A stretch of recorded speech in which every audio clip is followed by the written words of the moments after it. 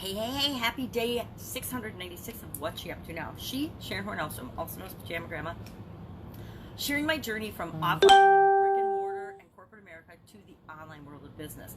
And it's day 696, so obviously it's been going for quite a while. And hopefully I've been sharing the trials and the tribulations, what works, what hasn't worked for me, and some painful confessions along the way about what hasn't worked for me and the traps that I've fallen into that so many online entrepreneurs, so many people that want to start an online business or any business fall into. And one of those is what I call hitting the spot. Have you hit the spot? And how do you define what that spot is for you? Hitting the spot is, of course, an expression from the America in the mid-1900s, and it means to satisfy or refresh something that you feel like is missing inside you. Usually refers to hunger or thirst, but I think it also speaks to that hunger and thirst represent lack or scarcity, or a problem or a challenge that we're having in our life that we want to satisfy and that we want to be refreshed on, that we want to get resources in order to get us to the level of satisfaction and success that feels right for us. And of course, only we can determine what that spot is. There's like a comfort zone or a set point for each and every one of us, and that changes over time, where we feel good, we feel happy, we feel comfortable, we feel satisfied, we feel like we have made it, we've achieved what it is that we individually want to achieve, or collectively. But we've hit the spot, we've made our mark, we've hit the mark, we've hit the jackpot, whatever it is, and however you define it for you, it's individual and it's up to each one of us. We all define success or what that spot is for us, and it's different for each and every one of us, which is what makes life so interesting and entertaining and fun, right? It's knowing that whatever I want, I can have and I can achieve, and it's not taking anything away from anyone else on the planet, because each and every one of us can have, do, and be whatever we want, and it doesn't, as long as it's not hurting anyone else, it's perfectly okay. So hitting the spot was, of course, the topic of Supersize Your Business today, and it falls in line with the BP challenge, which was day 90, last day of the 90-day challenge for the B for blood pressure, health, or lifestyle, and a couple people were doing it for business, but mostly we were all doing a health-related challenge. And today is the day where we had to answer the question, did I achieve my 90-day goal or did I not? And I had to admit that I did not. I wanted to reduce my blood pressure 20 points overall on an ongoing basis so that I would not have to take blood pressure medicine. I only reduced it about 10 or 11 points, and so I still have some work to do. Do I feel bad about that in the 90 days I didn't achieve that 20 points goal? No, I don't. I don't, because I know that every day I did something to move me toward that goal, and I'm over halfway to that goal. So what am I going to do?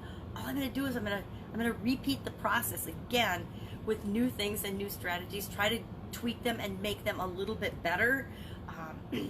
Remember, I was on a cruise during the nutrition section of my blood pressure challenge. So could I probably be eating or doing something a little bit better? Absolutely.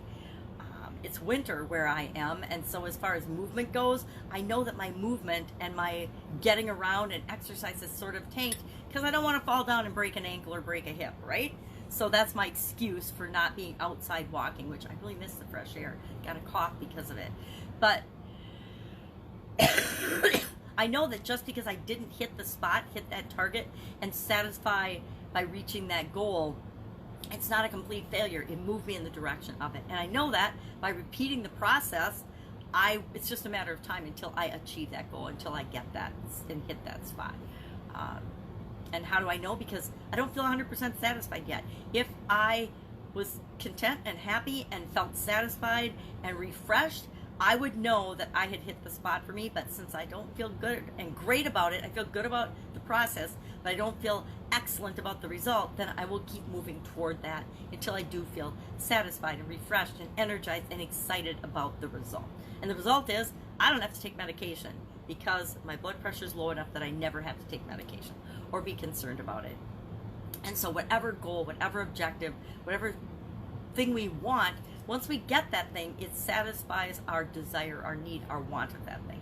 And it's going to apply to any area of our life. You know, physically, hunger and thirst are really good, clear examples. If I'm thirsty, I drink water or coffee, and that will quench my thirst. So I'm satisfied, I'm refreshed. If I'm hungry, same thing. If my tummy's growling away, I'm gonna eat something. If I eat something, if I add a resource, it quickly and easily satisfies that, and I feel more comfortable, and I'm refreshed and energized again. The same is true of any other area of our life with respect to our relationships, our emotional well-being, our spiritual well-being. Every area of our life we want to be well in, and we do that by, again, different for each of us, by going out and finding what it is that we need and want, and then achieving it in those areas. And we have to remember to do it in all of the areas of our life, not just one or the other.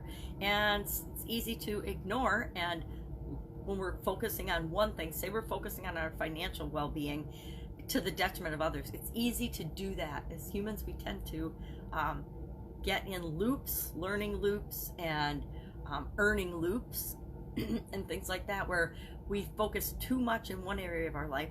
And I'm here to attest that if you focus too much in one or two areas of your life and you neglect the others will rise up to get your attention, especially in the areas of health and relationships. If you don't attend to your relationships will not exist. If you do not attend to your health, you will not exist. If you do not attend to your spiritual, emotional, and mental well-being, you're going to struggle, because it's going to impact all the other areas of your life. So we need to keep that in mind. Are we not balanced? I don't believe in balance. I think we discussed that. But are we hitting the spot enough in each of the areas of our life to feel refreshed and satisfied and moving forward in the right direction of who it is and what it is that we want to become, do, be, and have? So that's my thoughts on hitting the spot today, reaching a goal or objective or the mark. You know, sometimes we'll reach it, sometimes we won't. We don't have to beat ourselves up because we didn't hit it exactly. We didn't hit the nail on the head the first time. What do you do if you don't hit the nail on the head the first time? You're pounding a nail on a board or into the wall, and you miss it. What do you do? Well, in my case, I have to patch the hole in the sheetrock because I missed it. And then I do that, and I take another swing at it, and then I do hit the nail on the head. Now, sometimes it takes 5 or 6 swings to hit the nail on the head. It might take 100 swings with my eyes to hit the nail on the head, but eventually the nail will be where I want it to be. The same is true of every goal and objective and thing we have in our lives. We might not hit the mark the very first time or hit the spot the very first time, but that doesn't mean we quit trying. We just keep moving forward and taking action toward it, and the thing that we want will inevitably be ours. So that's it. That's all I've got today. BP Challenge, Happy Every Day was about inviting someone or something to something or someone. That was very confusing. But it's just, we're going to extend an invitation today as part of the Happy Every Day Challenge.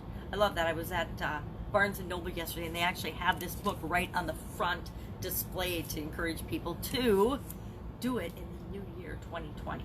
But we are already a year ahead, because today was day 367. That can't be right. 357. This is why I write things down. Today was day 357 of the doing one thing every day that makes you happy. So that's it. Getting ready for the holidays, rounding off the year, finishing things off strong. Hope you are as well. If I can help you in any way, hit me up in the comments below. Otherwise, I will be with you tomorrow, just with another update of my personal transition from the brick and mortar corporate world of America to the online world. Have an amazing day. Bye.